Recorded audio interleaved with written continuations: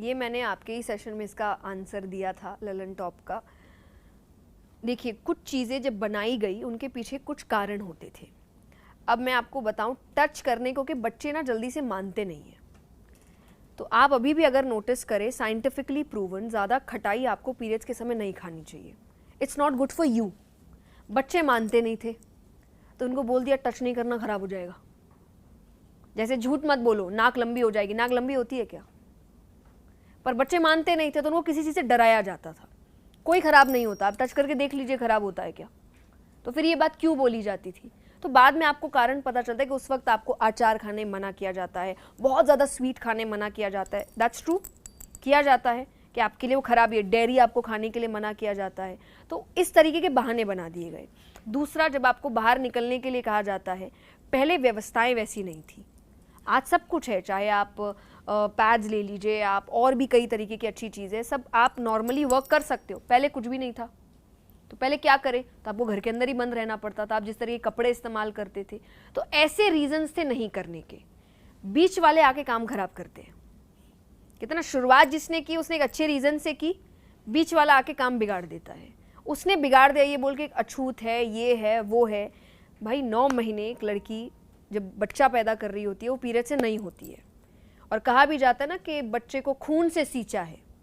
9 महीने उसको पीरियड्स नहीं आ रहे हैं, उस खून का इस्तेमाल तो हो रहा है ना बच्चे को सींचने में। अगर आपको लग रहा है वो खून इम्प्योर है, आप में से जितने हम सब बैठे सब इम्प्योर है, उसी खून से सबको सींचा गया है, इसलिए वो 9 महीने नहीं हुई। बाकी जो लास्ट में बचता है वो नेक्स्ट 40 दिन में निकल जाता है। तो इम्प्योर तो हो ही नहीं सकता। द्रौपदी जी के लिए वो उस वक्त रजस्वला अवस्था में थी जब भगवान आए।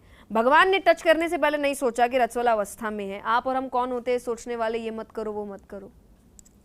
तो ये बातें बनाई गई। पहले रीज़न अलग थे, सेफ्टी पर्पस था, आराम के लिए था, खान पान का पर्पस था।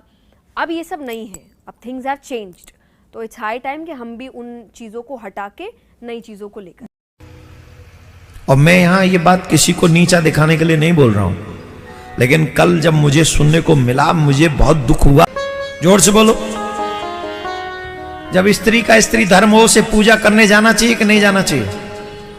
उसे ठाकुर जी की आरती करनी चाहिए कि नहीं करनी चाहिए? जवाब दो, जोर से बोलो। देनी चाहिए, आरती करनी चाहिए, भोग लगाना चाहिए। गांव का बच्चा बच्चा जानता है इस बात को। गांव का एक बच्चा बच्चा जानता है इस बात को कि जब स्त्री का अपना धर्म हो तो विश्राम करे, पूजा, रसोई, अनुष्ठान इनसे दूर रहे। ये विधान है। अब यहां उदाहरण दिया जाएगा कि द्रौपदी जिस समय रजस्वला थी उस समय भगवान समा गए। अरे ओ, क्या स्थिति थी द्रौपदी की उस समय? उसकी साड़ी उतारी जा रही तो भगवान ये सोचेंगे रजस्वला है, तुम्हारी कौन साड़ी उतार रहा है इस टाइम? उस समय द्रौपदी की जो कंडीशन है, भगवान है वो तुम्हारी तरह और मेरी तरह नहीं है।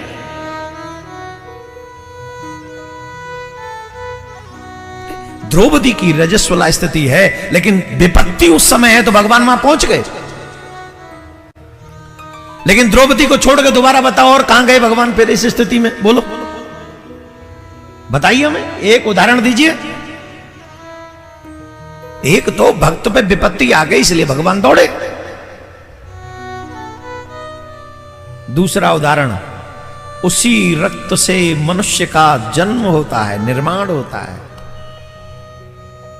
ये प्रकृति का नियम है, मेरा और तुम्हारा नहीं है। जिस प्रकृति ने उस रक्त से मनुष्य का निर्माण किया है, उसी प्रकृति ने ये हमको कहा है, डोंट डू दिस। उसी पुराण, वही धर्म का ये आज्ञा है, स्पेशली आज्ञा है कि आप रसोई में नहीं जा सकते उन दिनों में, आप पूजा में नहीं जा सकते उन दिनों में। आज अगर हम इस व्यासपीठ पर बैठकर गलत विचारों को हम व्यक्त करेंगे तो आने वाली पीढ़ी धर्म से दूर हो जाएगी और धर्म को अधर्म को धर्म समझ के अधर्म करने लग जाएगी। ये हमारी जिम्मेदारी है। हमें शास्त्रों का पूरा ज्ञान होना चाहिए। आजकल ये तमाम क्वेश्चन आंसर होते और हम उल्टा सीधा कोई भी जवाब देते हैं। अगर आंसर न मालूम हो तो चुप रहो, लेकिन अधर्म को धर्म बना के साबित मत करो।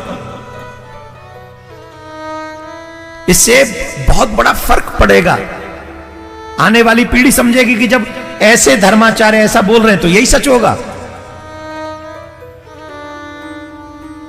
आज इस व्यासपीठ से पूरी जिम्मेदारी के साथ मैं कहता हूं, जिन माता बहनों को यह संदेह हो कि रजस्वला स्थिति में, स्त्री धर्म की स्थिति में हम पूजा पाठ रसोई इत्यादि कर सकते हैं कि नहीं, तो हमारी व्यासपीठ कहती है नहीं, मीन्स नहीं। चाहे कितने भी संसाधन आ गए हो, चाहे कितनी भी व्यवस्था हो गई हो, उसके बावजूद भी हमारे शास्त्र इसे स्वीकार नहीं करते। हमारे शास्त्र कहते हैं वो 4 दिन 5 दिन आपके रेस्ट के हैं, आप विश्राम कीजिए। ये नेचुरल है। प्रमाण चाहिए, प्रमाण दे दें। उस स्थिति में अगर माताएं बहन तुलसी को जल चढ़ा दे तो बताओ तुलसी का क्या होता है? जोर से बोलो। इससे बड़ा प्रमाण क्या चाहिए? प्रकृति इसका प्रमाण दे रही है। प्रकृति, तुलसी को अगर जल चढ़ा दिया गया उस स्थिति में, तुलसी सूख जाएगी। और तुम व्यासपीठ पर बैठ के ऐसे बोलते हो ना, कदाप नहीं। मेरे हिसाब से पुरुष लोगों को हर रविवार को छुट्टी मिलती है, काम इत्यादि नहीं करते हैं। माता बहनों को दिन सुबह होता है, रात्रि तक होती है, लगी रहती हैं व्यवस्थाएं। तो प्रकृति ने इस समय के बाद उन्हें मां बनने का सौभाग्य दिया। ये वरदान है उनको। तो इस विधान को उसी तरीके से स्वीकार करें जिस तरीके से ये विधान समाज में ईश्वर ने प्रस्तुत किया है। धन्यवाद दोस्तों। वीडियो देखने के लिए कमेंट करके जरूर बताएं कि आपको महाराज जी का कहना अच्छा लगा या जया किशोरी जी का कहना अच्छा लगा। और वीडियो को लाइक कमेंट करें, चैनल को सब्सक्राइब करें। मिलते हैं एक और नए वीडियो पर। राधे राधे।